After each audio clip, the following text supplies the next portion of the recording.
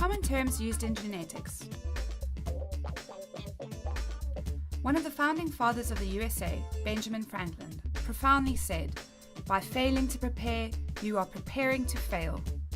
And whilst I'm pretty sure he did not say this with biology in mind, we are going to hold him to his word and prepare ourselves by making sure we know what these key words all mean. Gametes are reproductive cells, or sex cells. So female gametes are the ova or egg cells, and the male gametes are the sperm cells. DNA is tightly coiled around proteins and is packaged into structures called chromosomes. They are found in the nucleus of cells. A gene is a unit of hereditary material. Each chromosome contains thousands of genes made up of DNA.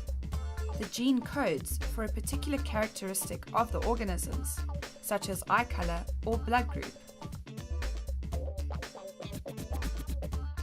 An allele is an alternative name for a gene, representing the different versions of that gene.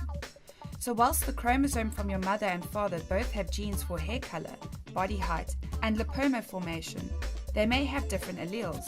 So your mum may have a red hair allele, whereas your dad has a brown hair allele.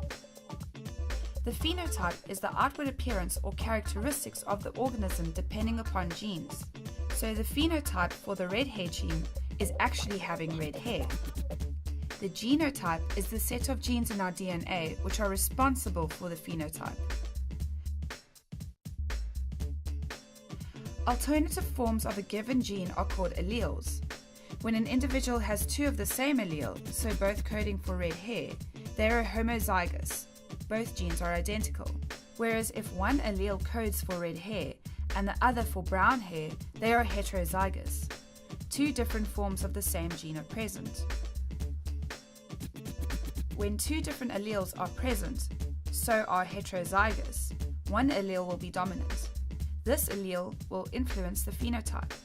So brown hair is dominant over red hair, so the offspring is more likely to have brown hair. So in this example, the red hair allele is recessive.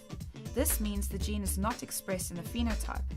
Recessive genes are only expressed when the other gene is also the recessive form, so it needs to be homozygous, both carrying the red hair allele. And finally, what do haploid and diploid mean? Haploid cells have one set of chromosomes and is labeled as an N. Diploid cells have two sets of chromosomes, 2N. Most cells are diploid, so in humans we have 23 pairs of chromosomes, one from our mother and one from our father. All of our cells are diploid other than the gametes, so the egg and sperm, which are haploid. When the sperm fertilizes the egg, the chromosomes pair up and become diploid. So they have to start at haploid so that there is room to pair. So hopefully you now know what these words all mean, like the back of your hand. It is worth taking the time to really know and understand them before you start tricky topics like mitosis. I promise you, it will make everything much easier. Benjamin Franklin doesn't lie.